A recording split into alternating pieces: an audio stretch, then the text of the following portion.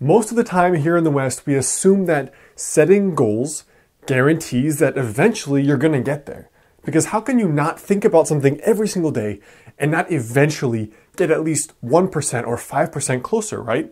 The problem is with weight loss and with fitness in particular, it's very hard to actually set a smart goal and then realistically get there. And there's a number of reasons why it doesn't work very well. I mean, the most common thing I hear from readers, students, people that buy my courses, people that read my book, is that with weight loss in particular, it's often 2 steps forward and then 2 steps back. So you're working hard, you're working hard, you're working hard, you see some results, but then for whatever reason you get off track, or the thing that's the worst, you do everything right that you think you're supposed to be doing, and then you get on the scale and it's the same or the weight has gone up.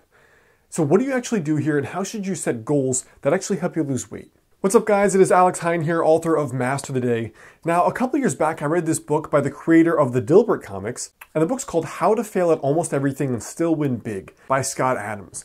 And one of the revelations that he talked about going after success himself in his 20s and 30s was this idea of systems versus goals.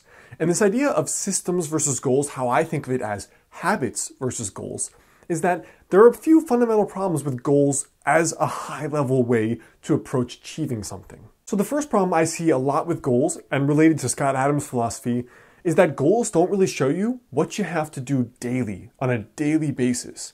Now, inside one of my online courses called Eat More, Lose More, my beginner habits weight loss course, I see a lot of people asking the same question, which is, okay, I know I need to lose 20 or 30 pounds, or I know I need to build a little bit of muscle and get toned, but what do I really do on a daily basis? And that's why they end up joining, because the question is, my goal can be out there, some abstract or very physical idea of the result I want to get. But also, if you don't bring it back to activity you have to do today, like the habit itself you have to do today, how do you actually execute and ensure you're moving towards that goal? So this is a really big fundamental problem with goals. Now, on the other hand, if instead you set a habit, then it's very clear what you do every day. You know that, for example, if you cook your food 5 days a week and it's aligned with your goals, then chances are if all you do every day is think about, okay, I need to cook my food, chances are you're probably going to get pretty close to the goal. Or if you know that a key part of reaching your fitness goal is to do a certain number of workouts a week, rather than focusing on the fitness goal, just focus on today's workout and tomorrow's workout and this week one's workout. You're going to see that a lot of your adherence to the actual daily habits goes up by a lot, because now you're focusing on today. You're mastering today, mastering the day, hence the title of my book. And because of that, it's very clear what you have to do. The second reason that goals are pretty imperfect for going after weight loss in particular is that goals don't really accommodate for temporary failure. All of us have been to that point where we do the stuff we know we should be doing and then something happens, right? You sleep like crap for a week. And then what happens the next day? You don't eat breakfast. You need the coffee and you need the bagel and the donut. And then maybe the next week, you're like, all right, I'm going to get super strict. I'm going to get right back on track. So you remove all carbs. You go super low carb, ketogenic for like a week. And the cravings are off the charts. I mean, you're craving everything with sugar. And then by Friday, it's just binge, binge, binge. All this stuff comes up. And if your goal is lose 30 pounds, reach this health fitness goal, look at the body like this, what happens? You just feel like you're a failure. You feel anxious. You feel depressed. You feel like you let yourself down. And because the only thing that mattered apparently was reaching that goal, now what? Now are we screwed? If instead you focus on the habit approach, what happens is you know that you get off track. That's a part of the game. But rather than tomorrow when you're getting back on track, rather than being like, oh crap, I was 5% towards my goal out of 100%, now I'm back at 0 or back at 1. In a habit, the only thing is, did I do the habit today?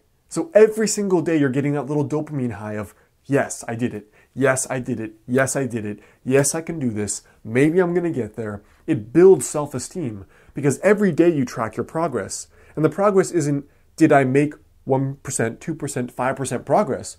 It's, did I do the habit?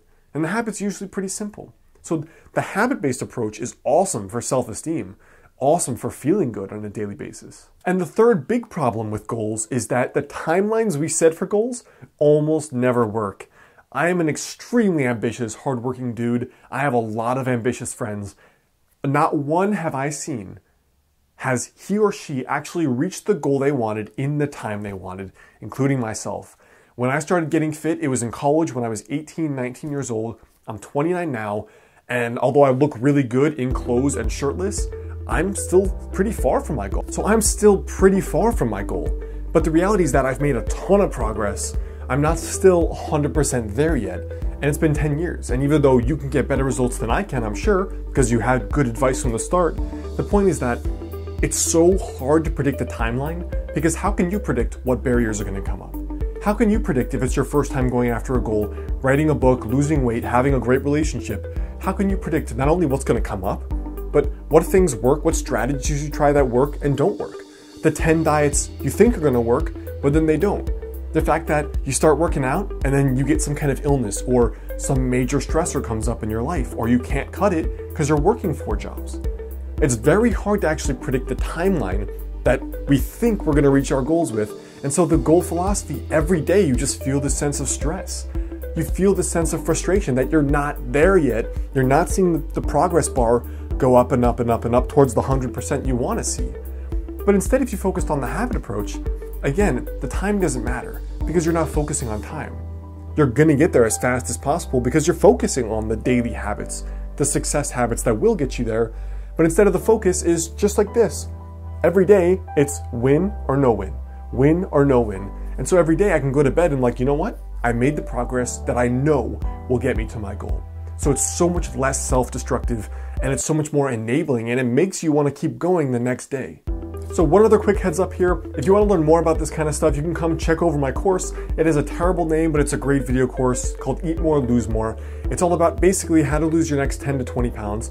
It answers, first of all, lots of the common beginner questions. What should I eat? When? How much? Protein, fats, and carbs? What do I do? How people live to 100 based on the diet, but also how celebrities get ripped and how they get fit and 6-packs, how to get toned up, the fastest way to lose weight in a healthy way. It really goes into some of these basic beginner questions on how to really change your habits. Again, the course right there, it's the first time I'm mentioning it here. It's in the description there below so you can check it out if that's your thing. But before you go, I want you to leave a quick question right there below.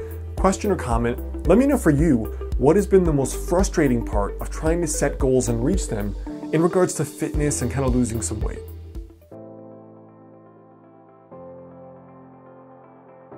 Hey guys, it's Alex. Did you like this video? If so, there are really 2 ways you can stay in touch with me. The first thing is to go over, click the monk, and subscribe so you get the next video right when it's out. I'm releasing at least 3 videos per week, but often a lot more. The next thing is, come on over and check out my book, Master the Day. It's called Master the Day, Eat, Move, and Live Better with the Power of Daily Habits. And it's all about the tiny daily success habits that I learned interviewing people that lost over 100 pounds and kept it off years later in a healthy way. The success habits that not only get your dream body, but also your dream life. And as a special thank you, if you get the book, send me your receipt to alexander@modernhealthmonk.com. I'll send you a 1-hour bonus video course for free, and one important piece of it is an hour sit-down success story with my friend and my student Mike, who lost 30 pounds. So you can go check that out on Amazon right there. The next thing is, come on over to my site, modernhealthmonk.com. I've got a free guide for you there, 5 daily habits to help you lose your next 20 to 30 pounds. And otherwise, I look forward to seeing you soon.